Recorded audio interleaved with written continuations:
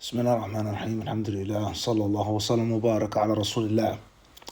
Chapter 90, the author, may Allah have mercy upon him, says, Babu isgha'i al-jalisi li hadithi jalisihi, alladhi laysa bi haramin wa istinsat al-alim wal wa'idh hadri majlisihi. Chapter 90 says, if you're sitting in the company of someone, you should listen to what they have to say. Lend your ear, be attentive, be respectful. Pay attention to what's being said to you as long as it is not haram. As long as it isn't haram. Secondly, the scholar, the learned man, the wa'idh, the preacher, the caller to Allah, the orator, he is allowed to request the silence of those who sit in his circle. He is allowed to request, to demand the people to remain silent and to keep silent. Tayyib. So 2 points. One is a basic etiquette of friendship, camaraderie. A basic etiquette of sitting with someone is that you listen to them. As long as it isn't haram. As long as it isn't nonsense and falsehood, you listen to them. If that's your friend, if that's the person that you're traveling with, sitting with, so on and so forth. And that's good character, that's good manners, that's a manifestation of good manners. Secondly, is that the alim, if a person is teaching and speaking and the people are rambling or talking, he is allowed to tell them to keep silent, to be quiet. Khayran inshallah. Obviously, respect for knowledge. And of course, respect for the one who's presenting you with that knowledge. You don't worship the individual, but the individual has something to do with it. As they say, we salute the rank, not the man. But the rank is only carried by the man. The rank was achieved and obtained by the man. The rank was bestowed upon the man, the soldier, who turned into a sergeant, a lieutenant, a commander, a general, etc. So we don't worship the individual. The individual isn't exempt or free from mistake or error or flaw or fault. No doubt about that. But respect has to be shown. And that's just basic decency. And whenever you find violation or infringement of these two things, these 2 points, you'll find chaos in a society. That's a fact. Especially in an Islamic society or supposed Islamic society. So first and foremost is a jalis, someone that sits in your company, someone that sits with you, your friend, your companion, your homie, your husband, your wife. How often or how common of a complaint is that of a wife? She says that my husband never listens to me. It's like I'm talking to the wall, in one ear, out the other. My wife never listens. She gets angry. She starts talking and this and that. She goes on an emotional tirade. It's like I'm talking to myself. Or my wife demands for me to listen to her and allow her to talk. But when I'm talking and speaking, she's somewhere else mentally. My husband comes home from work, or he comes home from another wife's house, or wherever he comes home from, and 24/7, phone, cell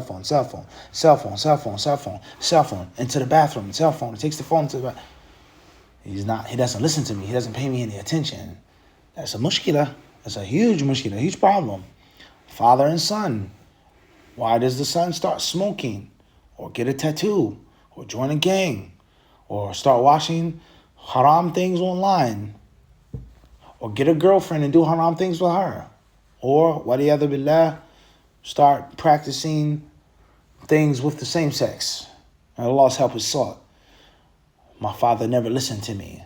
My father was never there for me. My father was always busy. My father always said, that's stupid, that's dumb, that's a poor idea, that's a bad idea, etc., etc., etc. So just think how deep this well can go. Think about this now. If you're with someone, sitting in someone's company, in a car, on a train, in an airplane, etc., listen. Lend your ear to them as long as it's not haram. If it's some batil, falsehood, I'm sorry, I can't listen to that. I can't entertain that. You backbiting someone. You slandering someone. You making a smear campaign against someone. But if it's not haram, even if it's not from the deen, this person just wants to talk about fashion or politics or sports, or, I want to talk about, food. I just want to make a joke. I just want to, just enjoy your company, pass the time while we're on this flight. Give them that time. And of course, there are other Islamic principles and there are other texts from the Quran and Sunnah with regards to the value of time, benefiting from your time. We're not saying you waste your time and you just allow someone to just talk about nothing all day. That's not the point. That's not the point. But the point is that you allow someone to feel that they have some type of worth and respect, and then they can just be a normal human being with you. It's not necessarily recommended speech that they're saying, but it's not haram speech. So that can go for miles with regards to people feeling that no one listens to them, no one pays them any attention or any mind, and a household, a relationship, a masjid, the people, the leader, and next thing you know, there's a revolt, right? This leader isn't listening to us. He doesn't care about us. He sits in his palace, he eats, he drinks, he dines. We're on the streets starving. Then when the throne is toppled and they drag the emperor out of the palace in his silk robe and they throw him to the wolves in the street, who can you blame? طيب. Secondly, when the people have no care or concern for the knowledge, the deen, the faith, the spirituality is secondary at best to them. People sit in a class and they disrespect the speaker by talking. They're on their phones. They don't show the speaker the necessary amount of respect because of his race, or because of his age, or because of his association, or any other reason aside from this speaker is going against Quran, Sunnah. He's going against the teachings of the deen. We don't have to listen to him. We shouldn't listen to him. We cannot listen to him. No, we don't want to listen to the speaker because we're Arabs and he's Persian. Or we're Persian and he's an Arab. Or because we're from West Africa and he's a black Negro from America. What can he teach us about Islam? What can he tell us about the deen? My great-great-great-great-great-grandfather is the sheikh of the village. What possibly could you teach me? It's very unfortunate how the shaitan just uses so many different tools and tricks to get people to disrespect knowledge, the people of knowledge, not to listen. And subhanAllah, the person that's calling you to Quran and Sunnah is doing you a favor. As Allah tells us in the Quran, لِمَا يُحْيِيكُمْ, that, oh, you who believe, answer to Allah and His Messenger when you are called and invited to that which gives you life. So it's very unfortunate. And if the scholar has to constantly tell the people to be quiet, to move up, to pay attention, put your phones down, can you please stop talking, ya akhi? It's very difficult for me to speak into the microphone and speak over you. Maybe you can go down in another part of the masjid, in the corner, maybe. But right in the middle of the majlis, and you hear that I'm quoting Quran and Sunnah, how disrespectful is that? And what an ugly manifestation that is of you as a person, as a Muslim. Because even if you don't like a person or you don't want to listen to a person, you're going to sit in their class and just be flagrantly rude. That's a very bad sign of your iman. I don't like this speaker. I don't think he's qualified, or it's not interesting or stimulating enough for me. So I'll go somewhere else, or I'll sit quietly and read, not right in front of him. So, much can be said regarding that. And Allah subhanahu wa ta'ala's help is sought. طيب. Author says, عن جرير بن عبد الله رضي الله عنه قال لي رسول الله صلى الله عليه وسلم في حجة الوداع استنصت الناس ثم قال لا ترجعوا بعد كفارا يضرب بعضكم رقاب بعض متفق عليه. Narrated Jarir, may Allah be pleased with him. One day the Messenger of Allah صلى الله عليه وسلم, he said to me, and this day happened to be Hajjatul Wada', the farewell pilgrimage. Istansat nas. He said, go and tell the people to keep silent. Tell the people to listen. Tell the people to pay attention. He then told the Sahaba, that huge gathering, a great gathering of Sahaba, he said, لا ترجعوا بعد كفارا. He says, do not turn into kuffar after I leave you. Don't return to kufr, killing each other. Don't go back to kuffar, being kuffar, cutting each other's necks, slashing each other's throats. And the hadith is agreed upon. Highlighting point from the hadith, he said, istansit. Go and tell them to listen. That's the highlighting point from the hadith. Very interesting part of the hadith, or the hadith says, do not return to being kuffar. Much obviously has been said and can be said concerning kufr and concerning the kuffar, the types of kuffar, the types of kufr, and of course the issue, which is an extremely important issue in Islam, of which there are many zealots, many extremists, many people who are totally nonchalant. They're disconnected and disconcerted from it. The ostrich planting its head in the dirt, hear no evil, see no evil, etc. concerning takfir. Is there a such thing as takfir in Islam? Can a Muslim become a non-Muslim? Can he apostate? Do we deem a person to be a kafir, a ruler who rules by other than what Allah has sent down, a fornicator, a person who prefers the kuffar, etc.? Much has been said regarding that. The position of Ahlul Sunnah wal Jama'ah is beyond clear, that we do not deem a sinful Muslim to be a disbeliever. An evildoer, a wicked Muslim is not a kafir, with the condition that the sin or the sins they commit are not means of major kufr. And obviously they themselves don't change the law. They do not proclaim and say, oh, it's okay, it's lawful for me. I'm a sinner. This is what I do. I get high all day. I drink, I smoke, I sleep with women. You can't judge me. Only God can judge me. Only Allah can judge me. I know I could be better, but you're a hypocrite. You're a fake Muslim. You're really not pious. You would do the same if you had access to the women I have access to. It's a fasiq, but it's not a kafir, as long as he doesn't justify it and make it lawful. Tayyib.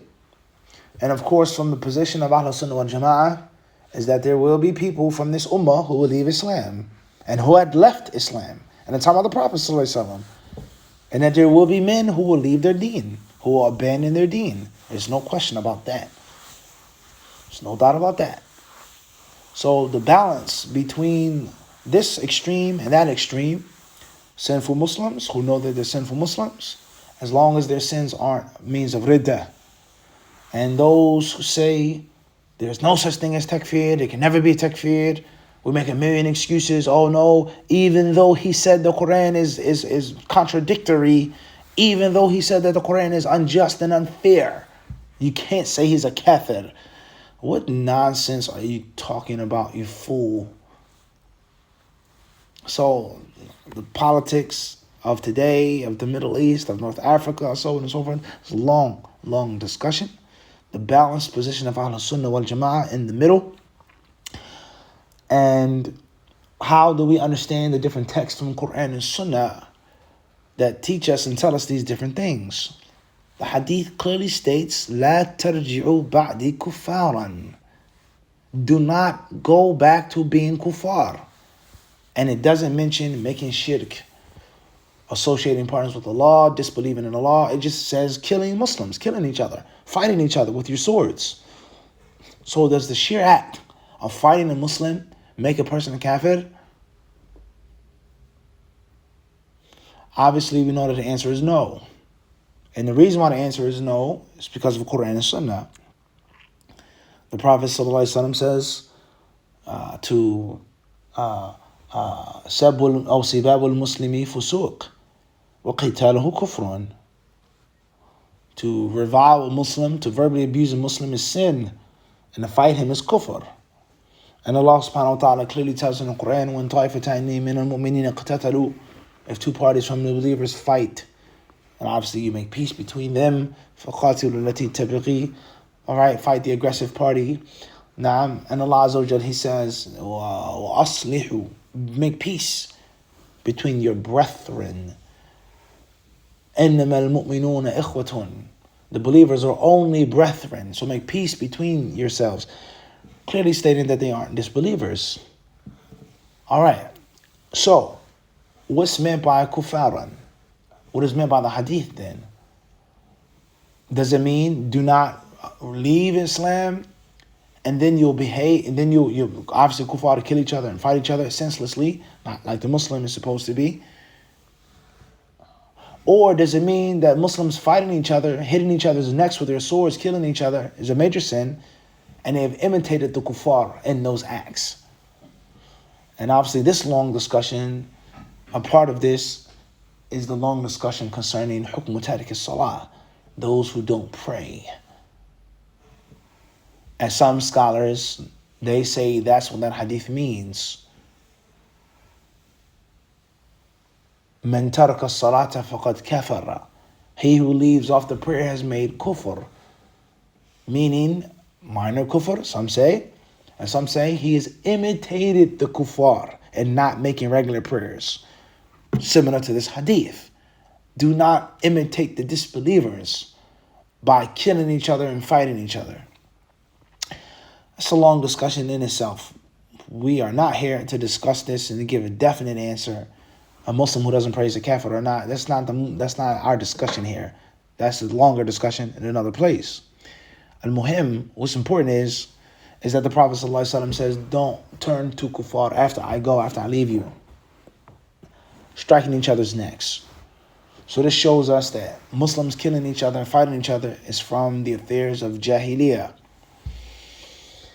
Allah al-Musta'an. The painful history of the Ummah. You look how many revolts, how many rebellions. You look how much blood was spilt and shed in the Ummah. And then the Muslims today, when they talk about the kuffar and the non-Muslims and the Jews and the Christians and the Mongol invasions, the mushrikun, how much blood did you spill?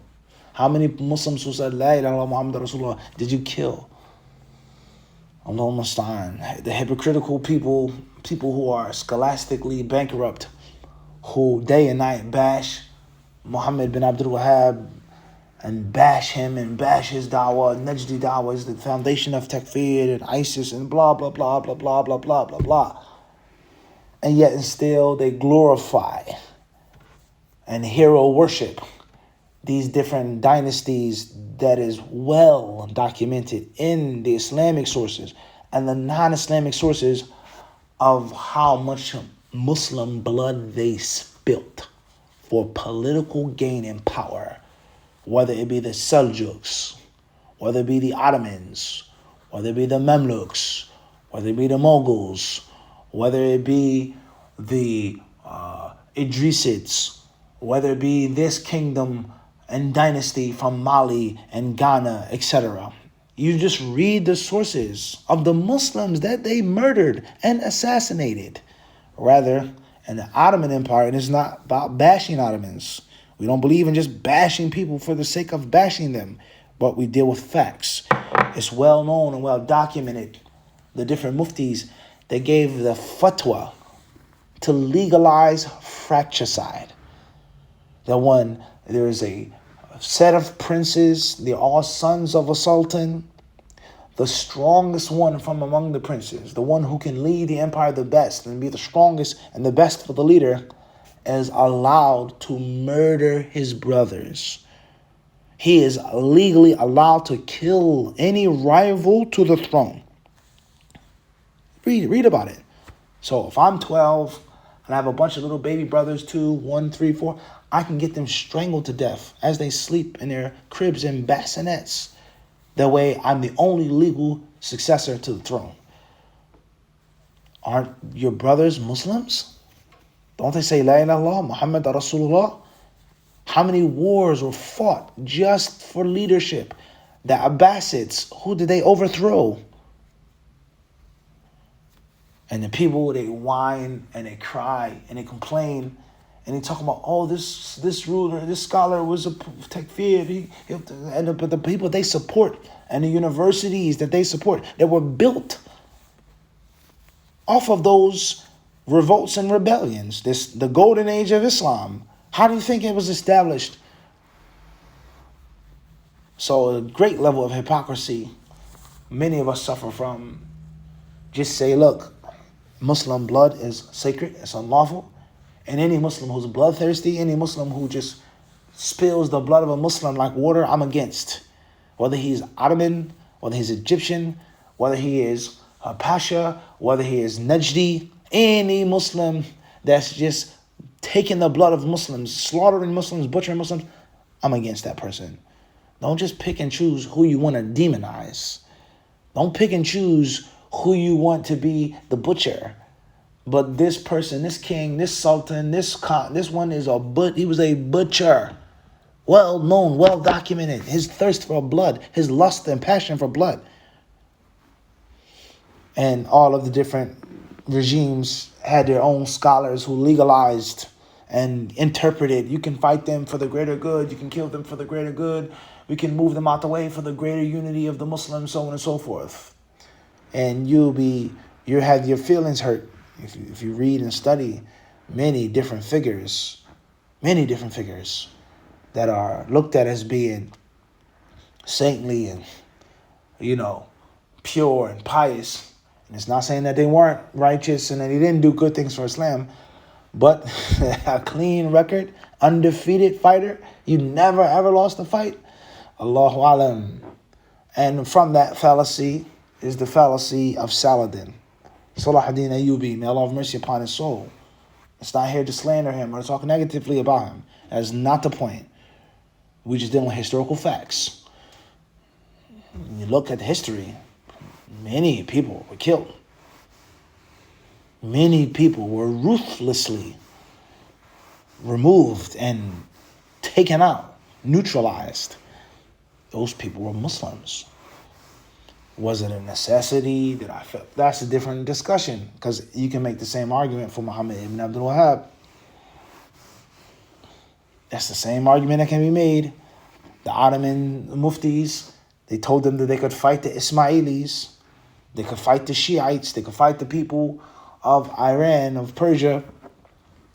Are they kuffar? Are all of the Shiites in Iran kuffar today? Did you declare all of them, the whole country kafir? Do you or do you not? Doctor or academic or speaker or preacher. Do you? So if you don't consider, well, there's the fatwa that they gave. And many wars were fought in which countless people were slain on the battlefield. Maybe the Ottoman muftis were correct, that they were kuffar, that they were heretical. The moral of the story is that they scholastically legalized what? Killing of people who said, La ilaha illallah, Muhammad Rasulullah. So they did it. What's the sin of Muhammad ibn Abdul Wahhab that you find to be so appalling and atrocious, except for pure hypocrisy? Okay, we don't have to talk about the Shiites. How did the Ottomans become a caliphate? How did they go from a sultanate to a caliphate? Who did they fight? Who did they topple? What wars were fought? How did the Ottomans become in charge of Muslim lands? The majority of their subjects were Christians, well known, Christians and Jews. How did they take over Egypt? Mecca, Medina, Iraq, etc. Who did they fight? Who did they kill? What the cannons that they used split whose bodies apart? So, if you claim to be an academic and a person of history, you can't be a hypocrite. You can't have double standards, triple standards. You can't choose who you want to be the hero and choose who you want to be the villain. All right? That's the bottom line. And obviously, there's a very longer discussion concerning takfir and the right and the left, the extremes on both sides, and those who falsely claim what Islam is and what Islam is not, what the way of Ahlul Sunnah wal Jama'ah is and what the way of Ahlul Sunnah wal Jama'ah is not, unfortunately. So deal with the facts and be balanced. And most importantly, just use your brain, use common sense. Wallahu ta'ala alam.